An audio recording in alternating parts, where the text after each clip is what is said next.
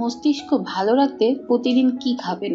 আমাদের শরীরের সবচেয়ে গুরুত্বপূর্ণ অঙ্গ হলো মস্তিষ্ক। ভালো স্মৃতিশক্তি, মনোযোগ এবং দ্রুত চিন্তা শক্তির জন্য মস্তিষ্কে সঠিক পুষ্টি দেওয়া খুব জরুরি। আজকের ভিডিওতে জানবো মস্তিষ্ক ভালো রাখতে প্রতিদিন কোন খাবার খাওয়া উচিত। প্রথমে আছে বাদাম ও আখরোট। এতে রয়েছে ওমেগা-3 ফ্যাটি অ্যাসিড, যা মস্তিষ্কের কার্যক্ষমতা বাড়ায় এবং স্মৃতিশক্তি উন্নত করে। প্রতিদিন সকালে 4 থেকে 5টি ভেজানো বাদাম খেলে মনোযোগ ও চিন্তা শক্তি বাড়ে। দ্বিতীয় গুরুত্বপূর্ণ খাবার মাছ, বিশেষ করে সামুদ্রিক মাছ। এতে থাকা ওমেগা-3 মস্তিষ্কের কোষ শক্তিশালী করে এবং ভুলে যাওয়ার প্রবণতা কমায়।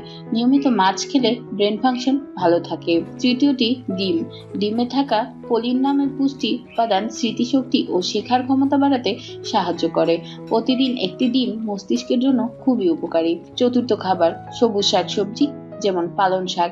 এতে রয়েছে অ্যান্টিঅক্সিডেন্ট ও ভিটামিন, যা মস্তিষ্কের কোষকে ক্ষতির হাত থেকে রক্ষা করে এবং মানসিক কার্যক্ষমতা বাড়ায়। পঞ্চম ও গুরুত্বপূর্ণ খাবার ডার্ক চকলেট। এতে থাকা ফ্লাভোনয়েড মস্তিষ্কে রক্ত চলাচল বাড়ায় এবং মুড ভালো রাখতে সাহায্য করে, তবে পরিমিত পরিমাণে খাওয়া জরুরি। এছাড়া পর্যাপ্ত পানি পান করাও মস্তিষ্কের জন্য খুব গুরুত্বপূর্ণ।